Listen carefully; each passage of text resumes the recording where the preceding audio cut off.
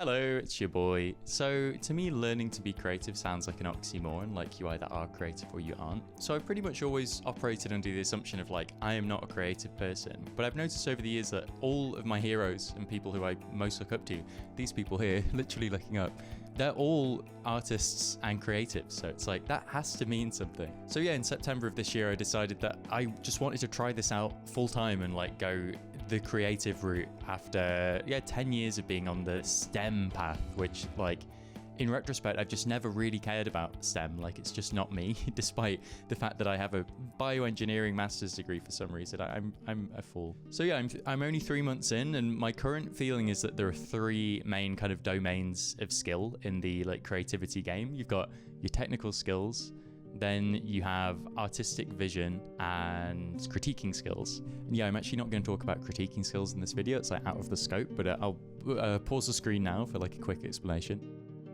If we zoom in on technical skills first, I think this is the most straightforward one. When I think of technical skills, I'm thinking learning to play an instrument, learning to paint with watercolors, learning whatever software you need, Photoshop or Ableton or whatever, that kind of thing. So when you start out with any technical skill, like learning Photoshop, which I started 3 days ago, you know the least amount that you will ever know, and the challenge is the highest it will ever be, because you just don't know anything. But at least for me, I have moved along enough of these technical graphs for this not to be too daunting. I don't take it seriously or beat myself up if I don't know anything about Photoshop when I start using Photoshop. It's of course, yeah, this is a new tool. So there's a bit of a period where you watch those tutorials and you kind of move along this graph a bit. And it's kind of grindy and high friction, you don't know anything, you have to keep checking tutorials and stuff, but you pick things up and it improves, and it's not too much of a big deal. So for learning Ableton, I made a song every day for 23 days, this video, and yeah, it just worked. It's just learning technical skills, just showing up every day,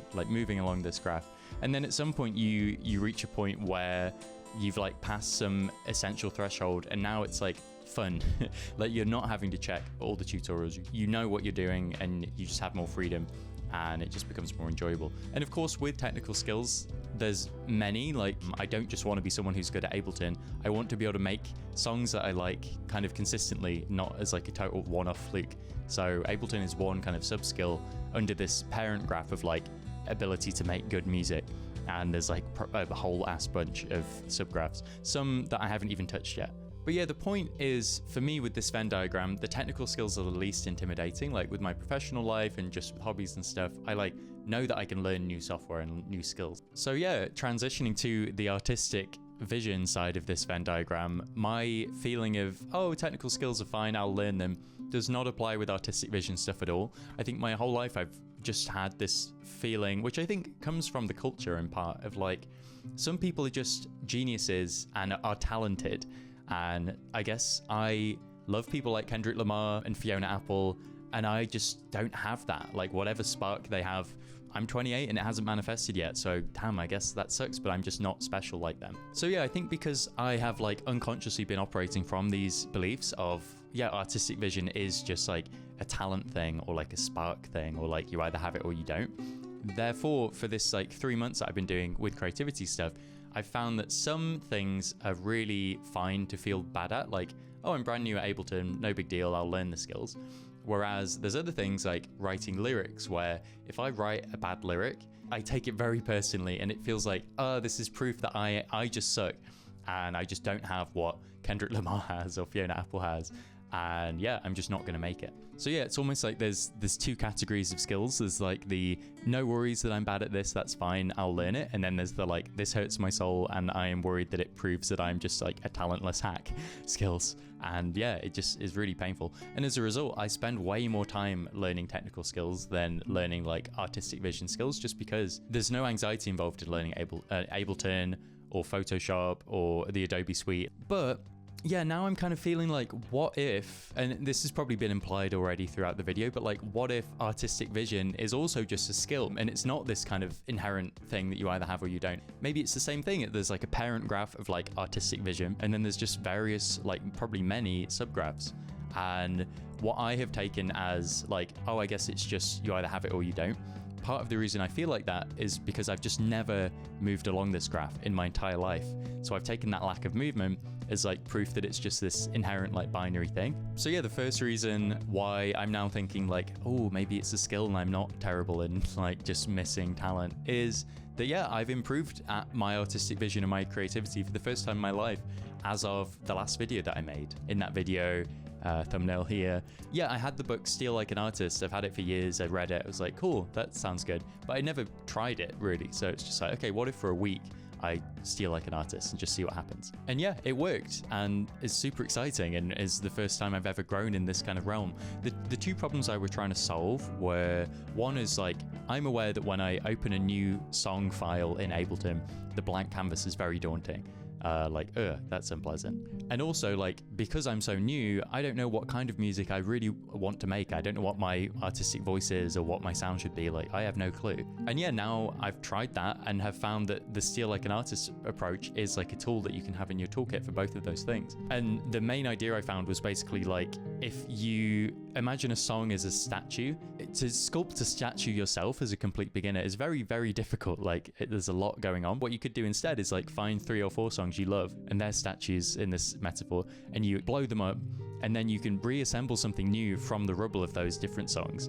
And then, because it was you making it, it will also, just by definition, have some of your own originality on top as well, and be a new thing. So yeah, it was just like, oh wow, sick. Okay, I've like found a new tool to use in the kind of artistic vision Venn diagram for the first time. Nice. So yeah, that's the first thing, and they're like, oh, maybe it's not just an inborn thing that you can't change, is I feel like I've actually improved a little bit. And the second thing is that I thought it would be an interesting exercise to list out a bunch of artists who I really like, and then find their earliest possible published work, like ideally even demos and mixtapes and stuff, rather than just like their first album under that name. And it just reminded me that I think it's natural that you compare yourself to your favorite artists, and what you're listening to is their stuff that they have probably made and published like at least 5 years into their kind of creative journey. If it's like a well-known album, it's not their earliest stuff. So I am like artistically a 3-month-old really, and yeah, listening to whatever album, Kendrick Lamar album or whatever, Kendrick's newest album, which has blown my mind, and being like, oh man, like I suck compared to this. But like, of course, he's probably like 20 years old artistically now. He's been in this for a long time. So yeah, the learning really was just like, oh yeah, like some of my favorites also kind of sucked in the beginning. Like a really good example here is David Bowie's first published album is actually just kind of unanimously seen as shit, and like just very different from what he would become. And that's David Bowie, who's like such a trailblazer and like such a fucking icon. Okay, so that's it. Yeah, pretty much it seems like maybe artistic vision can be improved. I'm only 3 months old, so like of course I don't have a well-defined point of view or like know what I want to do. Let's just see what happens next, basically. I wanted to end with like what to do. So sharing my advice as a 3-month-old is kind of ridiculous, but the main thing I found so far is just the absurd power of output-based challenges. Because as I've talked about with this graph, where, at the start, it's the most challenging it will ever be, and you've the least amount of skill, it's just an unpleasant place to be, and I think it's very easy to just dip your toes in, be like, this sucks and is really high friction and grindy. So this is why output-based challenges are so powerful, is it just does suck to be in this zone of being bad and being aware of it, and either you like just kind of knuckle down and work your way through it, or give up, and maybe that's okay, but maybe you regret it and you come back in a few years anyway. And yeah, there are some hosted like websites and groups here, like weeklybeats.com is one where it's like a surprisingly big community of people who make a song every week and then comment on each other's stuff. Like that's really cool. There's some others, I'll put them on the screen. But yeah, I would honestly recommend asking a friend or a family member, because then you don't have to wait to like, maybe you have to wait for a challenge to start, or like you procrastinate on making a profile. So you can message a friend like, hey, I want to do drawing every day or make a song every day. Can I like send it to you at the end of the day? That's what I did for my 23 songs, and it was really good. So that's the video. Bye bye. Hello. If you're still here, thanks a lot for watching till the end. Here's me playing Beat Saber as a reward. What a terrible reward.